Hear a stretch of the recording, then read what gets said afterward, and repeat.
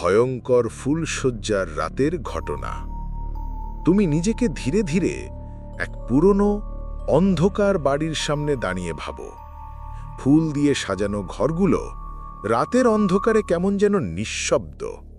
রঙগুলো লাল, সাদা, গোলাপি, কিন্তু এতটাই অদ্ভুতভাবে মিলিয়ে গেছে যে তুমি ঠিক বোঝো না কোনটা বাস্তব, কোনটা ছায়া। হঠাৎ তুমি পা ফেলে ঘরে ঢোকো। বাতাস নেই। বাতাস না থাকলেও প্রতিটি ফুল যেন নড়ে ওঠে নিজের ইচ্ছায়। তুমি কি জানো তুমি ঠিক কি দেখছ? তোমার চোখে যা ধরা পড়ছে তা যেন শুধুই তোমার জন্য। কোনো আলো নেই, অথচ প্রতিটি কোণে অদ্ভুত ছায়া নাচছে। তুমি যত এগোচ্ছ, কাটার নিচ থেকে ভীষণ শব্দ আসে। একটি ফিসফিস তোমার নাম না নিয়ে ডাকছে। তুমি কি শুনতে পাচ্ছ? তুমি কি এগিয়ে যেতে পারবে নাকি পিছু হটবে? শুধু কয়েক সেকেন্ডের জন্য তুমি থেমে যাও। শোনো, ফুলগুলো কেবল দেখছে না, তারা যেন জানে তুমি কি ভাবছ। প্রতিটি পদক্ষেপে হৃদয়ে গলছে, ঠান্ডা ঘাম ভিজিয়ে দিচ্ছে তোমার কপাল।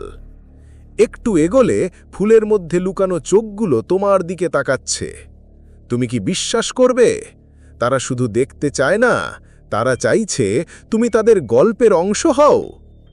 হঠাৎ ঘরের নিঃশব্দতা ভেঙে ফিসফিস আওয়াজ, কাঁটার নিচ থেকে স্নায়ুযন্ত্রকে ছিঁড়ে ফেলার মতো শব্দ।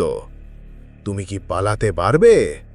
তুমি কি জানো তুমি একা নও? এই রাতের ফুলশয্যার ভয়ের গল্পে তুমি নিজেই প্রধান চরিত্র। তোমার পা থেমে যায়, বুক ব্যথায় ভরে যায়। ফুলগুলো ক্রমশ কাছে আসে। তুমি কি এগোবে নাকি পিছিয়ে যাবে?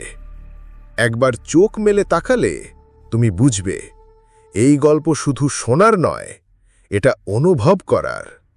তুমি কি বের হতে পারবে নাকি সেই রাতের ভয় তোমারই অংশ হয়ে যাবে? যদি জানতে চাও পুরো গল্পের সত্যিকারের রহস্য, শেষ পর্যন্ত দেখো।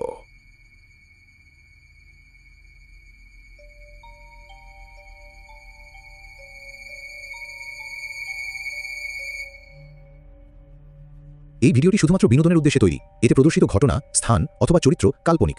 যদি আপনার মন দুর্বল হয় তাহলে এখনই ভিডিওটি ছেড়ে দিন। আত্মার আর্তনাদ, ভয় যেখানে শ্বাস নেয়। আপনাদের সবাইকে স্বাগত জানাই আরেকটি নতুন এবং রহস্যময় এপিসোডে। আপনি এখন শুনছেন আত্মার আর্তনাদ, যেখানে সত্যি এবং অদ্ভুত সব ভৌতিক কাহিনীগুলি আমরা আপনাদের সামনে তুলে ধরি একেবারে বাস্তবের মতো।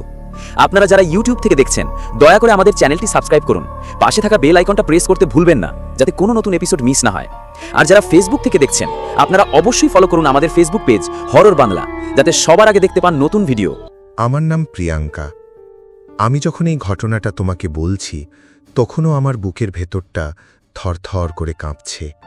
বিশ্বাস করো, আমি জানি না আমার জীবনটা এখনো স্বাভাবিক কিনা। তুমি যদি আমার চোখ দিয়ে দেখতে, তাহলে বুঝতে মানুষের জীবনে কেমনভাবে একটা রাত সবকিছু বদলে দিতে পারে। বিয়ে আমার খুব ইচ্ছের ছিল না। বাবা মায়ের পছন্দেই বিয়েটা হয়েছিল। বর অর্ণব একজন শান্ত, ভদ্র এবং প্রতিষ্ঠিত ছেলে। প্রথম দেখাতেই মনে হয়েছিল মানুষটা ভালো। ওর চোখে একটা নরম জ্যোতি ছিল আর কণ্ঠে ছিল মায়া। তবে জানো, প্রথম দিন থেকেই আমার বুকের গভীরে কেমন একটা চাপা অস্বস্তি ছিল, যার ব্যাখ্যা আমি আজও দিতে পারি না। বিয়েটা হলো খুব ধুমধাম করে।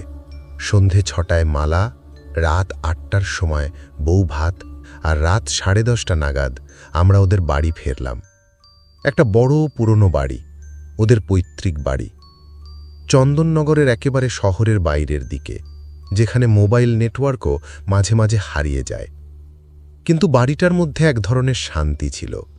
নাকি সেটা শুধু বাইরে থেকে দেখালাম, আমি জানি না। আমাকে নিয়ে গিয়ে ঘর দেখানো হলো, যেটাতে আমাদের ফুলশয্যা হবে। ঘরটা সাজানো ছিল গাঁদা আর রজনীগন্ধার মালা দিয়ে।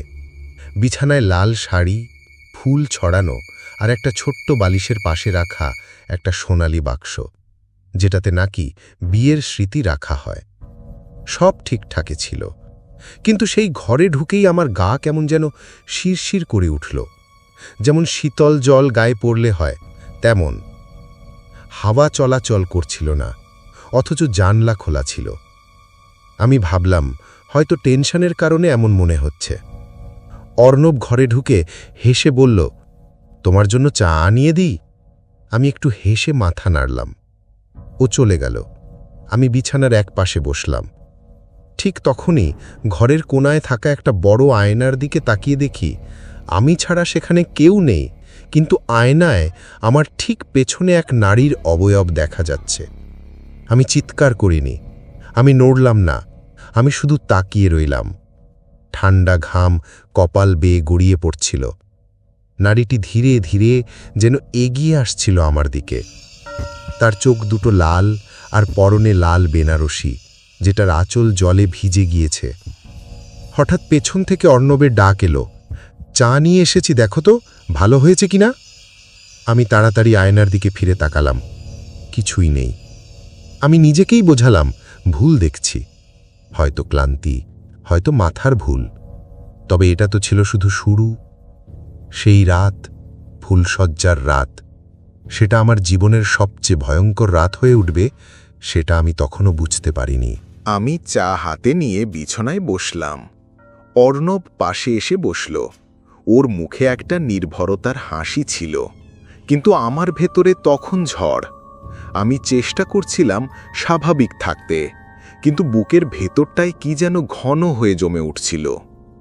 চায়ের কাপে ঠোঁট ছোঁয়ালাম, কিন্তু স্বাদ লাগল না, যেন কিছু একটা গলা আটকে ছিল। অর্ণব কিছু বলছিল, হাসছিল, আমি মনোযোগ দিতে পারছিলাম না। আমার দৃষ্টি বারবার চলে যাচ্ছিল ঘরের কোণায় থাকা সেই আয়নাটার দিকে।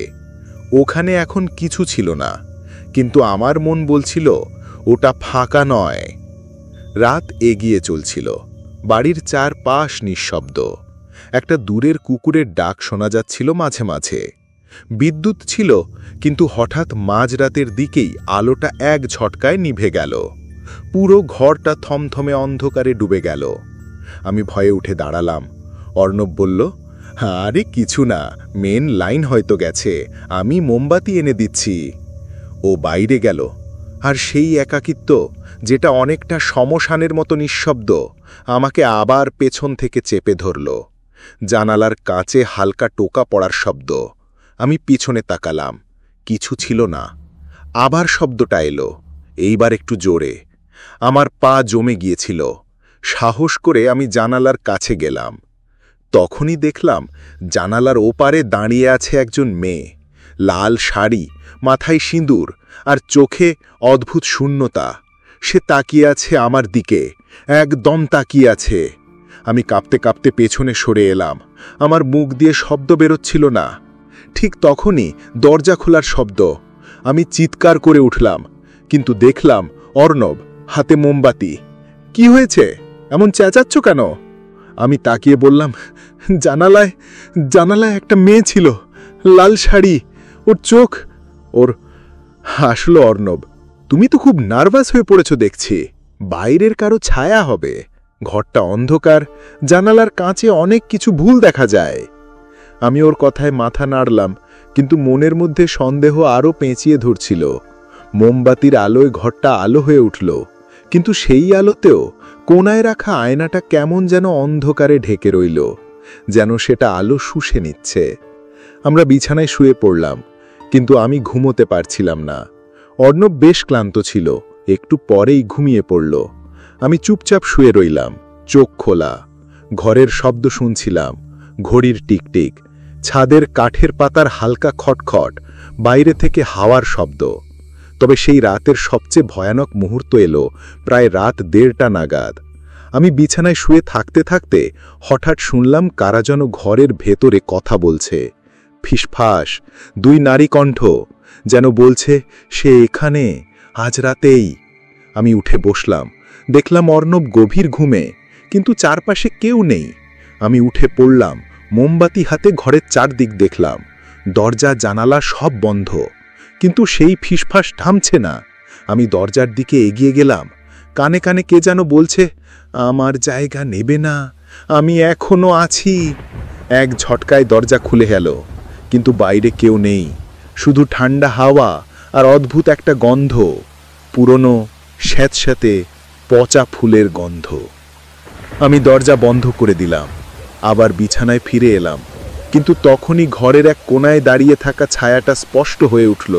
সেই মেয়েটা, লাল বেনারসি, মুখের অর্ধেক ঢেকে রাখা চুলে, আর চোখ যেন কেউ 1000 বছর ধরে কাঁদছে। আমি চিৎকার করলাম, কিন্তু গলা দিয়ে আওয়াজ বেরোলো না। মেয়েটি ধীরে ধীরে বলল, এই ঘরে আমার ফুলশয্যা হয়েছিল, কিন্তু আমি ঘুমোতে পারিনি, ঘুম থেকে উঠতে পারিনি। কেউ আমার শরীরটা খাটের নিচে রেখে গিয়েছিল।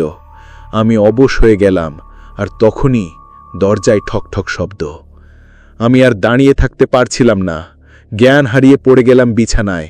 যখন জ্ঞান ফিরল, তখন সকাল। জানালার বাইরে রোদ্দুর, পাখির ডাক। অর্ণব পাশে বসে বলল, তুমি হঠাৎ করে পড়ে গেলে রাতে, মাথায় একটু ব্যথা পেয়েছ? আমি কিছু বললাম না, কিন্তু জানালার পাশে রাখা ফুলদানি থেকে পচা ফুলের গন্ধ এখনও আসছিল। আর আয়নায় আমি নিজের ছায়া ছাড়া একটা অন্য নারীর চোখ দেখতে পাচ্ছিলাম, যে আমার দিকে তাকিয়ে হাসছিল। সকালের আলো যতই উজ্জ্বল হোক, আমার মনে তখনও ঘুটঘুটে অন্ধকার। বাইরে যেন স্বাভাবিক জীবন চলছিল। পাখির ডাক, রান্নাঘরের বাসনের আওয়াজ, অর্ণবের মা জোরে জোরে কথা বলছেন কারো সঙ্গে। আমি বিছানায় নিঃশব্দে বসেছিলাম। আমার ভেতরের ঘড়ি যেন তখন একেবারেই থেমে গেছে। রক্ত চলাচল স্বাভাবিক ছিল না। আমার দৃষ্টি পড়েছিল সেই আয়নার দিকেই, যেটা এখন রোদে ঝকমক করছে, কিন্তু তবু যেন ওর ভেতরে কিছু একটা লুকিয়ে আছে। অর্ণব বারবার বলছিল, তুমি ঠিক আছো তো প্রিয়া? আমি শুধুই হেসে বলছিলাম, হ্যাঁ, একটু মাথা ধরেছে। ও বুঝতে পারেনি আমি কতটা কাঁপছিলাম ভেতরে ভেতরে। কিন্তু একটা কথা তোমাকে বলি, নারীরা অনেক কিছু লুকাতে পারে, এমনকি মৃত্যুকেও। দিনটা কেটে গেল। বাড়ির লোকজন আমাকে নিয়ে ব্যস্ত ছিল। কে কি খাবে, নতুন বউকে কি উপহার দেবে, কীরকম ছবি উঠেছে, এসব নিয়েই। কিন্তু আমার মন পড়েছিল শুধু সেই রাতটার দিকে। ওরকম কিছু যদি আর ঘটে, যদি সেই মেয়েটা আবার আসে। আমি নিজেই নিজের চিন্তাকে পাগলামি ভেবে সরিয়ে দিচ্ছিলাম। ভাবছিলাম হয়তো বিয়ের উত্তেজনা, না ঘুমানো, মাথা ব্যথা সব মিলিয়ে হ্যালুসিনেশন হয়েছে। কিন্তু বিশ্বাস করো, কিছু ঘটনা এত জীবন্ত হয়, তা কোনো পাগলামি নয়, তা বাস্তবের থেকেও বাস্তব। দুপুরে খাওয়া শেষ করে আমি একটু বিশ্রাম নিতে চেয়েছিলাম। শুয়ে শুয়েই ঘুমিয়ে পড়েছিলাম। স্বপ্ন দেখছিলাম। স্বপ্নে দেখলাম আমি সেই একই বিছানায় বসে আছি। চারদিক অন্ধকার, শুধু বিছানার উপরে মোমবাতির আলো। হঠাৎ আমি শুনতে পেলাম কারো যেন ফিসফিস করে বলছে, এই ঘরে তুই কেন এলি? আমি চিৎকার করে উঠলাম। ততক্ষণে দেখি বিছানার চারপাশে অনেকগুলো নারীর ছায়া, সবাই লাল বেনারসি পরা। কেউ কাঁদছে, কেউ হাসছে, আর কেউ শুধু দাঁড়িয়ে আছে নিঃশব্দে। তারপর একজন এগিয়ে এলো। মুখটা পরিষ্কার দেখা গেল, একটাই চোখ, মুখের বাকি অর্ধেক পোড়া। সে বলল, আমাদের কেউ ফিরিয়ে দেয়নি, এবার তোর পালা। আমি ঘুম থেকে হঠাৎ লাফ দিয়ে উঠে বসলাম। গলা শুকিয়ে কাঠ, ঘরের আলো জ্বলছে, বাইরে রোদ্দুর, কিন্তু বিছানার চাদরে তখনও সেই পচা ফুলের গন্ধ লেগেছিল। সেই দুপুর থেকেই আমার ভেতরে একটা চাপা যন্ত্রণা শুরু হলো। বুকের মধ্যে কেমন যেন কেউ বসে আছে, হাঁপ ধরিয়ে দিচ্ছে। আমি কিছুই খেতে পারছিলাম না, শুধু ভাবছিলাম রাত নামলেই ওরা আবার আসবে। আর ঠিক তাই হলো। রাত 11:30টার দিকে সবাই শুয়ে পড়ল। এবার আমি ও অর্ণব একই ঘরে শুলাম, ঠিক আগের রাতের মতোই। কিন্তু এইবার আমি আলোর নিচেই শুয়ে থাকতে চাইলাম। মোমবাতি, টর্চ, মোবাইলের লাইট সব পাশে রাখলাম। অর্ণব কিছু বলল না, শুধু আমার চোখের দিকে তাকিয়ে মাথা নাড়ল। তুমি অনেক বদলে গেছো একদিনেই প্রিয়া, যেন খুব ভয় পাও কিছু একটা থেকে। আমি বললাম না যে ভয় তো এখন আমার শরীরের লেগে গেছে। রাত 1টা নাগাদ আবার বিদ্যুৎ চলে গেল। এবার অর্ণব উঠল না, ও গভীর ঘুমে ছিল। ঘরটা নিঃশব্দ, মোমবাতির আলো টিমটিম করছে। আর ঠিক তখনই আমি শুনলাম খাটের নিচ থেকে কে যেন কান্নার আওয়াজ করছে, খুব স্পষ্ট, শিশুর মতো নয়, নারীর মতো চাপা কান্না। আমি বিছানার ধারে উবু হয়ে খাটের নিচে তাকালাম, আর সেখানে আমি যা দেখলাম আমি আজও সেই দৃশ্য ভুলতে পারিনি। একটা মেয়ে, যাকে আগের রাতে জানালার বাইরে দেখেছিলাম, আজ সে খাটের নিচে শুয়ে আছে, চোখ বড় বড় করে আমার দিকে তাকিয়ে আছে আর বলছে, আমার ফুলসজ্জা হয়নি, আমি বেঁচে থাকলেও আমায় নিয়ে কেউ কিছু ভাবেনি, শুধু মৃতদেহ ভেবে তুলে রেখে দিয়েছিল। তার ঠোঁট ফেটে গিয়েছিল, হাতটা সামনে বাড়িয়ে দিচ্ছিল, আমার দিকে যেন টেনে নিয়ে যেতে চাইছে। আমি চিৎকার করতে চাইলাম, কিন্তু কিছুই বেরোল না। আমি ছিটকে উঠে দাঁড়ালাম আর মোমবাতিটা হঠাৎ নিভে গেল। ঘরটা আবার অন্ধকার। আলো জ্বালাতে গিয়ে দেখি সব টর্চ বন্ধ হয়ে গেছে, মোবাইল ডেড, আর জানালার পর্দা একাই উড়ে উড়ে উঠছে, যেন বাতাস আসছে না, কেউ ঠেলে তুলছে। আর সেই নারীকণ্ঠ, সেই ফিসফাস, তোরও হবে না ফুলসজ্জা, তোরও হবে না। ঠিক তখন অর্ণব উঠে বসল। কি হয়েছে প্রিয়া? আমি কাঁদতে কাঁদতে ওর বুকে মুখ লুকিয়ে বললাম, এই ঘরটা ভালো না, এখানে কেউ আছে, এখানে কিছু একটা লুকিয়ে আছে। অর্ণব অবিশ্বাসের চোখে তাকালো, কিন্তু এরপর যা ঘটল সেটা ওর চোখেও অসম্ভব মনে হয়েছিল। আয়নার ভেতর থেকে সেই মেয়েটা বেরিয়ে এলো, ধীরে ধীরে, যেন আয়না কোনো কাঁচ নয়, একটা দরজা। ও দাঁড়িয়ে রইল আমাদের সামনে, একদম নিঃশব্দে। অর্ণব চিৎকার করেছিল সেদিন, জীবনে প্রথম, আর আমি শুধু ওর হাত চেপে ধরে চোখ বন্ধ করে বসেছিলাম। আমার মনে হয়েছিল আমি পাথর হয়ে গেছি, শরীর নড়ছিল না, মুখে শব্দ আসছিল না। অর্ণব ঘামছে, ওর গলাটা শুকিয়ে কাঠ হয়ে গিয়েছিল। সামনে দাঁড়িয়ে থাকা সেই নারী মূর্তিটা আমাদের দিকে তাকিয়ে হাসছিল, একটা ঠান্ডা, শূন্য, অথচ ছোবল মারা হাসি। তার গায়ে লাল বেনারসি, তাতে লেগে থাকা শুকনো রক্তের দাগ। এক চোখে কালি, অন্য চোখটা যেন গলে গিয়েছিল, মুখে অদ্ভুত কষ্ট আর অভিশাপের মিশ্র ছাপ। সে বলল না কিছু, শুধু একটা শব্দ উচ্চারণ করল, ফিরে এসেছি। তারপর নিঃশব্দে আবার আয়নার মধ্যে ঢুকে গেল। ঘরের বাতাস থেমে গিয়েছিল। আমি অনুভব করলাম, এই ঘরে যা ঘটছে তা কেবল ভয় বা কল্পনা নয়, এ এক লুকিয়ে থাকা পাপের দগদগে ক্ষত। সেই রাতের পর আমি আর ঘুমাতে পারিনি। পরদিন আমি যখন বিছানা ছেড়ে উঠি, আমার পায়ে কিছু একটা ঠেকল।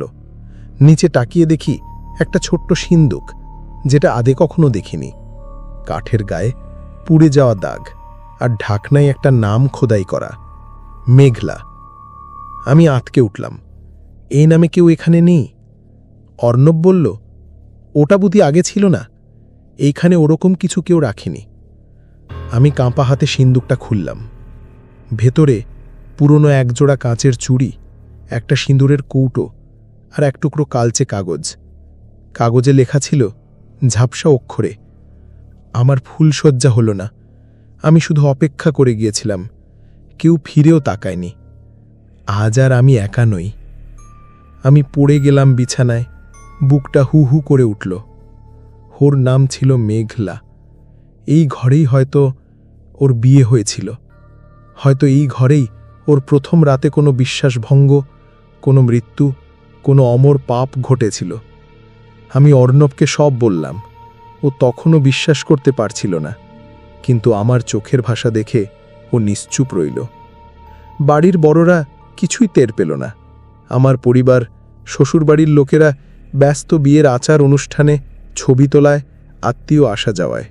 আর আমি প্রতিটি রাত গুনে যাচ্ছিলাম যেন শেষ রাত। রাতগুলো আরও অদ্ভুত হতে লাগল। প্রতিদিন ঠিক রাত 1:40 ঘরের তাপমাত্রা হঠাৎ হিম হয়ে যেত, বাতাস জমে থাকত, গায়ে হিমশীতল স্পর্শ লাগত। কখনো জানালার কাঁচে হাতের ছাপ দেখা যেত, কখনো আয়নায় কুয়াশার মতো একটা মুখ। আমি কিছু বলতে গেলেই কেউ যেন গলা চেপে ধরত। আর এক রাতে যখন আমি চুপচাপ শুয়েছিলাম, তখন অনুভব করলাম কেউ আমার চুলের মধ্যে আঙুল চালাচ্ছে। মৃদু চাপা শ্বাসের শব্দ আমার কানে। আমি ধীরে ধীরে উঠে বসে তাকালাম, কেউ ছিল না, কিন্তু খাটের চাদরের এক কোণে লেগেছিল লম্বা চুল, আর পাশে রাখা সিঁদুর কৌটোটা একা একা খুলে পড়ে গিয়ে মেঝেতে ছড়িয়ে পড়ল। পরদিন আমি সিদ্ধান্ত নিলাম এই ঘর ছেড়ে অন্য ঘরে যাব, কিন্তু আমার শাশুড়ি বললেন, নতুন বউয়ের জন্য এই ঘরটি বরাদ্দ, আমরাও এই ঘরেই শুরু করেছিলাম। আমি বুঝতে পারলাম এই ঘরেই বহু বিয়ে হয়েছে, বহু ফুলসজ্জা রাত, কিন্তু কেউ বলেনি এখানে কেউ একা থাকে না। সেদিন রাতে আমি ঘুমোতে পারিনি। আমি বিছানায় বসেছিলাম একা, অর্ণব ছাদে ছিল। হঠাৎ শুনলাম কারা যেন ঘরের ভেতরে কথা বলছে। এক বয়স্কা নারী কণ্ঠ বলছে, সে আবার এসেছে, এবারও তাকে যেতে দেব না। আর একটা কণ্ঠ, যা আমার নিজের মতোই শোনাচ্ছিল, বলল, আমি তো কিছু করিনি, তবু তুই ওর ঘরে, ওর বিছানায়, ওর সাজে, তুই ওর শত্রু। আমি তাকিয়ে দেখি ঘরের দরজার সামনে ছায়া ধীরে ধীরে ঘরে ঢুকছে, অন্ধকার ছেয়ে যাচ্ছে চারদিক। আমি বিছানা থেকে উঠেই দরজার দিকে দৌড় দিলাম, কিন্তু তালা লাগানো। পেছনে ফিরতেই ঘরের মাঝে দাঁড়িয়ে সেই মুখ, পোড়া গাল, ফেটে যাওয়া ঠোঁট, আর চোখে শুধুই শূন্যতা। সে এক কদর্য হাসি দিল আর বলল, তোকে নিতে এলাম, এবার তুইও পচে গন্ধ ছড়াবি, যেমন আমি ছড়াই। আমার মনে হয়েছিল আমি মারা যাচ্ছি, কিন্তু ঠিক তখন দরজায় ঠকঠক শব্দ। আলো জ্বলে উঠল, আর সেই ছায়া মিলিয়ে গেল। অর্ণব দরজা খুলে চিৎকার করে বলল, তুই চিৎকার করছিলি কেন? এবার আমি আর কিছু লোকালাম না। আমি বললাম সব, বললাম মেঘলা, সেই সিন্দুক, সেই ছায়া, সেই ফুলসজ্জার অভিশাপ। অর্ণব স্তব্ধ হয়ে রইল, তারপর বলল, আমি একটা কথা বলিনি এতদিন। এই ঘরটা একবার বন্ধ ছিল। অনেক বছর আগে একটা মেয়ে বিয়ে করে এসেছিল এই বাড়িতে। ফুলসজ্জার আগের রাতে সে মারা যায়। কেউ জানত না ঠিক কিভাবে। তারপর থেকে এই ঘর বন্ধ ছিল। আমি হাঁ হয়ে গেলাম। তাহলে তার নাম ছিল মেঘলা। আমি চিৎকার করে উঠলাম, আর তখনই আয়নার মধ্যে আমাদের দুজনের প্রতিবিম্বের পাশে দেখা গেল আর একটা ছায়া, একেবারে আমাদের পেছনে দাঁড়ানো, চোখ গলা বরাবর ছায়ায় ঢাকা, কিন্তু ঠোঁটে সেই পুরনো অভিশপ্ত হাসি। আমি তখনও ঘামছি, বুকের ভেতর যেন কাঁটা লেগে আছে। চোখের সামনে মেঘলার মুখ ভাসছে, সেই পোড়া চামড়া, রক্তজল চোখ, ছেঁড়া ঠোঁটের প্রান্তে মৃত্যুর শান্তির চেয়ে এক ধরনের প্রতিশোধের আরতি। অর্ণব আমার হাত ধরে বসেছিল। ওর চোখেও তখন ভয়। এবার আর ও নিজেকে শক্ত করে রাখতে পারেনি। আমি সব বলিনি তোকে, ও হঠাৎ ফিসফিস করে বলল। আমি ওর দিকে তাকালাম। যেদিন আমাদের বিয়ে ঠিক হয় সেদিন রাতে আমার দিদিমা খুব চিৎকার করছিল, কিছু একটা বলছিল। আমি পাত্তা দিইনি। পরে জানতে পারি দিদিমা এই ঘরটা নিয়েই বারবার বলছিল, এখানে যেন কাউকে না রাখা হয়, এখানে কারোর ভুলসজ্জা যেন না হয়। কেন? আমি প্রশ্ন করলাম। দিদিমা বলেছিল, এখানে একজন আত্মা আছে যে তার ভুলসজ্জা পূর্ণ করতে পারেনি, তাই যার বিছানায় অন্য কেউ আসে সে সহ্য করতে পারে না। ওর ঈর্ষা ভয়ঙ্কর, সে নিতে চায় নতুন বউয়ের শরীর, আত্মা।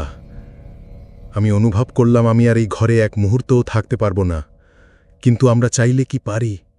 তখন রাত ৩টে। হঠাৎ বাথরুম থেকে টান দিয়ে জল পড়ার আওয়াজ, অথচ কেউ নেই। আমরা দুজনে এগিয়ে গেলাম বাথরুমের দরজার কাছে। দরজা খোলা। ভেতরে ঢুকেই আমরা থমকে দাঁড়ালাম। আয়নার ওপর লাল কিছু লেখা, আমি তোকে পছন্দ করেছি প্রিয়া, তুই এখন আমার, তোর অর্ণব শুধু আমার ছিল। আমি চোখ বন্ধ করলাম। অর্ণব থরথর করে কাঁপছে, ওর ঠোঁট ফাটা, চোখে জল।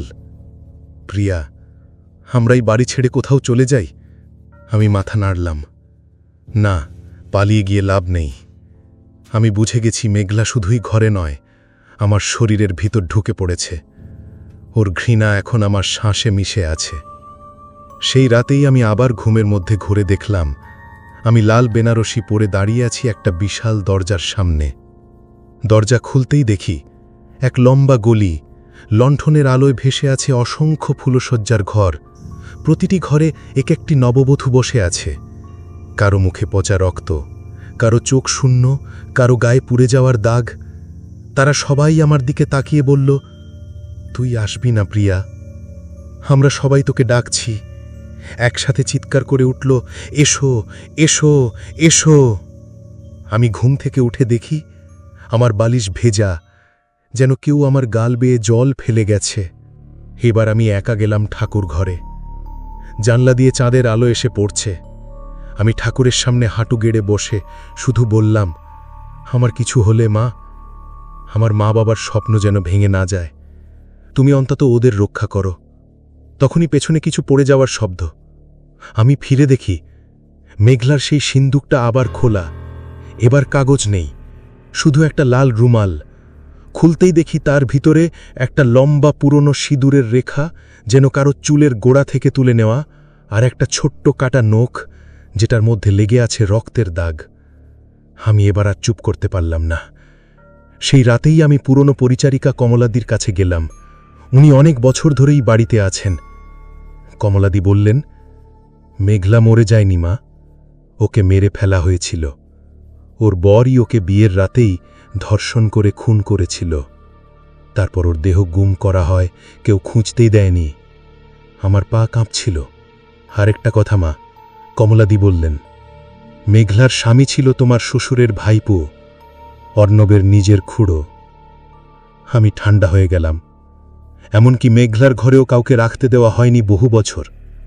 আমার বিয়ে হবার সময় শাশুড়ি ওই ঘরটা আবার সাজাতে চেয়েছিলেন, যেন নতুন করে সেই সব স্মৃতি মুছে দেওয়া যায়। কিন্তু কেউ কি মুছে ফেলতে পারে এমন একটা আত্মার আরতি? সে তো জমে থাকে দেয়ালে, কাপড়ে, আয়নায়।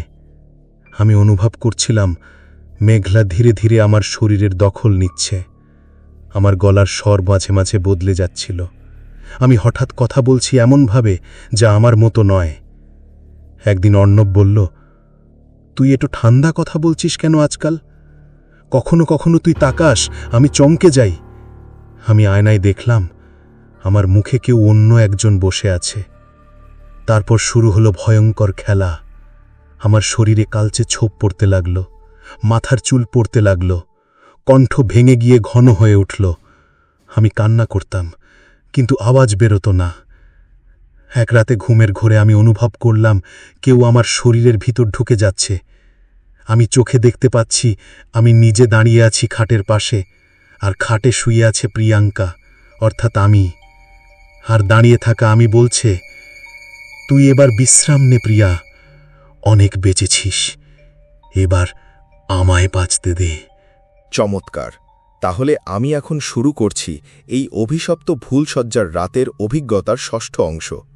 এবার আরও গভীরে নামছে গল্প, যেন আত্মা আর দেহের মাঝখানে টানাপোড়েন চলছে, আর প্রিয়াঙ্কা নিজেই টের পাচ্ছে সে আর নিজের মধ্যে নেই। আমরা সেই ভয় আর বাস্তবতার মাঝের রেখায় হাঁটব, যেখানে প্রতিটি মুহূর্তই মৃত্যু কিংবা গ্রাস। আমি জানি আমি এখন আর পুরোটা আমি নই। আমার ভিতরে কেউ বসে আছে। আমি হাঁটছি, কথা বলছি, খাচ্ছি, সব করছি, কিন্তু আমার ইচ্ছায় নয়। কে যেন আমার শরীরটা ব্যবহার করছে, আমার চামড়া, আমার মুখ, আমার চোখ, আমার কণ্ঠস্বর। আমি এখন একটা খাঁচায় বন্দি পাখির মতো, চোখ দিয়ে দেখছি কিন্তু মুখ খুলতে পারছি না। মেঘলা, ও এখন আমার ভিতরে।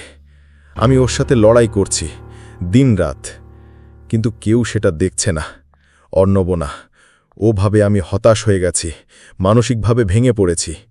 কিন্তু ও জানে না আমি এখন শুধুই একটা শরীর, যার মন, আত্মা ধীরে ধীরে ছায়া হয়ে যাচ্ছে। আমার রাতে ঘুম ভাঙে একটা গলা কাঁপানো চিৎকারে, নিজেরই গলায়। আমি মাঝরাতে আয়নার সামনে দাঁড়িয়ে থাকি, আর সেখানে দেখি আমার মুখে হাসি, কিন্তু আমি জানি আমি হাসছি না। আমি একদিন খেয়াল করলাম আমার জামা কাপড় নিজে নিজেই পাল্টে গেছে।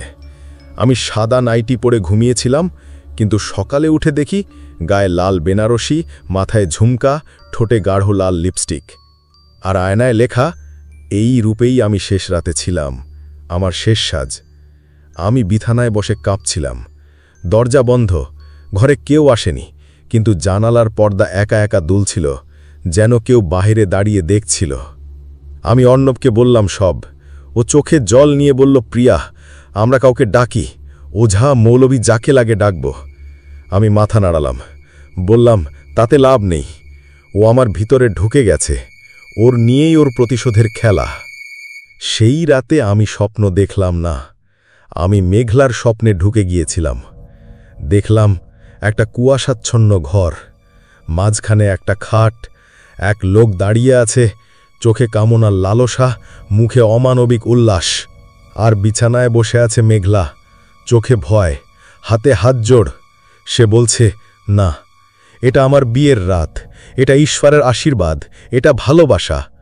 কিন্তু লোকটা তার মুখ চেপে ধরল, আর তারপর আমি গলা ছিঁড়ে চিৎকার দিয়ে উঠলাম। ঘুম ভেঙে দেখি আমার গলা ফেটে রক্ত বেরোচ্ছে। অর্ণব আমার পাশে দাঁড়িয়ে, চোখে আতঙ্ক, কাঁপা হাতে পানি ধরছে। আমি বুঝলাম আজ থেকে প্রতিদিন একটা করে চিহ্ন রেখে যাবে ও, মেঘলা। ও চায় আমি ভেঙে পড়ি, যাতে ও পুরোপুরি আমায় নিতে পারে। আমি ঠিক করলাম কিছু একটা করতে হবে, কিছু একটা, নাহলে আমি মারা যাব না, আমি নিঃশেষ হয়ে যাব। পরদিন দুপুরে আমি গোপনে গেলাম সেই পুরনো ঘরে, যেখানে নাকি মেঘলার গোপন কবর দেওয়া হয়েছিল। কমলাদি বলেছিলেন রান্নাঘরের পেছনে একটা পুরনো গর্তে নাকি একদিন রাতে কেউ একটা কাপড় পুঁতে রেখেছিল, রক্তে ভেজা কাপড়। আমি সেই জায়গায় গিয়ে মাটি খুঁড়তে শুরু করলাম, হাতে হাতে, নখে কাদায় কাদা, গন্ধে ভরে যাচ্ছে শরীর। হঠাৎ আঙুলে ঠেকল কিছু একটা, কাঠ। আরও খুঁড়ে বের করলাম এক পচা কাঠের বাক্স, খোলা মাত্র একটা বিশ্রী গন্ধ। ভিতরে একটা নারীর কাটা চুল, ছেঁড়া বেনারসি আর একটা গলির ছবি, যেটা আমি আগেও দেখেছি আমার স্বপ্নে। আমি মাটি চাপা দিয়ে বাক্সটা আবার ঢেকে ফেললাম। বুঝলাম ওর স্মৃতি, ওর কষ্ট, ওর অভিশাপ এখানেই গাথা। কিন্তু সেই গলি, সেটা কোথায়? আমি অর্ণবকে জিজ্ঞেস করলাম, এই ছবি চিনিস? কোথায় এটা? অর্ণব ধমকে গেল, তারপর ধীরে বলল, ওটা তো আমাদের পুরনো ঘর, যেটা এখন বন্ধ, বৌঠান মারা যাবার পর থেকেই। আমি বুঝলাম আমাকে সেই ঘরে যেতে হবে। আমার ফুলসজ্জার রাতের মেঘলা, ওর শুরু এখানেই, আর এখানেই হয়তো ওর শেষ। রাত তখন প্রায় ৩টে বাজে। আমি একা সেই পুরনো ঘরের সামনে দাঁড়িয়ে। বাতাস নিস্তব্ধ, যেন গোটা বাড়ি নিঃশ্বাস বন্ধ করে বসে আছে। দরজাটা খোলা ছিল না, আমি ছুতেই সেটা আপনা আপনি করকে খুলে গেল। ভেতরে ঢুকতেই শরীরে কাঁপুনি ধরল। দেওয়ালে চাঁদের আলো পড়ে যেন ছায়া নাচছে। বাতাসে ধূপের পুরনো গন্ধ, কিন্তু তাতে মিশে আছে কিছু পোড়া চামড়ার গন্ধ। আর কান পাতলি শোনা যাচ্ছে এক নারীর ধ্বংসের দীর্ঘশ্বাস। ঘরের মাঝখানে একটা আয়না, পুরনো কাঠের ফ্রেম। মেঘলা যে রাতটাতে মারা গিয়েছিল, সেই রাতের ঠিক আগেই শেষবার নিজেকে দেখেছিল এই আয়নায়। আমি আয়নার সামনে দাঁড়াতেই পিছন থেকে দরজা বন্ধ হয়ে গেল, আর তখনই আমি দেখলাম ওকে, মেঘলা। না, আয়নার ভেতরে নয়, আমার চোখের সামনে, আমার ঠিক পেছনে দাঁড়িয়ে। চুল খোলা, লাল বেনারসি, কপালে মাটি লেগে গা ছমছমে চিহ্ন, ঠোঁটে আধভাঙা হাসি, চোখ দুটি জলজলে, তীব্র, দগ্ধ করা। আমি কথা বলতে চাইলাম, কিন্তু গলা থেকে শব্দ বেরোল না। ওই বলল প্রথম, তুই আমার শরীর নিয়েছিস, আমার ফুলসজ্জার ঘর নিয়েছিস, আমার স্বামী, আমার অধিকার। আমি তো কিছুই চাইনি, শুধু ভালোবাসা। আর তারা আমাকে উপহার দিল ধর্ষণ আর মৃত্যু। আমি ওর চোখে চোখ রাখলাম। আমি ফিস ফিস করে বললাম, তুই যা পেয়েছিস তা অন্য কেউ না পাক, তাই না? মেঘলা চমকে উঠল। আমি সামনে এগিয়ে গেলাম। তুই আমাকে নিতে পারিস, আমার শরীর, আমার কণ্ঠ, কিন্তু আমার ক্ষমাশীলতা, ওটা আমার, সেটা তোকে দেব না। ও চিৎকার করল, ক্ষমা? ক্ষমা কি কোনোদিন আমাকে বাঁচাতে পেরেছিল? আমি তখন খুব নিচু গলায় বললাম, তুইও তো কাউকে ভালোবেসেছিলি, তাই না মেঘলা? মেঘলা নিঃশব্দে ফ্যাল ফ্যাল করে তাকালো, তারপর আয়নার সামনে গিয়ে দাঁড়ালো, নিজের প্রতিবিম্বের দিকে তাকালো। সেই প্রতিচ্ছবিতে ওর চোখে যেন একটা নতুন কিছু ফুচে উঠল, এক বিন্দু শান্তি। সেই মুহূর্তে হঠাৎ একটা শীতল বাতাস পুরো ঘরটাকে ঘিরে নিল। মেঘলা ধীরে ধীরে মিলিয়ে গেল, আয়না ফাঁকা, ঘরে আমি আর অর্ণব। আমার শরীর ভারহীন লাগছিল, মাথা হালকা, বুক যেন খালি হয়ে গেছে, কিন্তু কেমন যেন একটা মুক্তির স্বাদও ছিল। আমি জানলাম মেঘলা এবার মুক্ত হয়েছে। প্রতিশোধ নয়, ভালোবাসা আর বোঝাপড়াই তাকে বাঁচিয়েছে।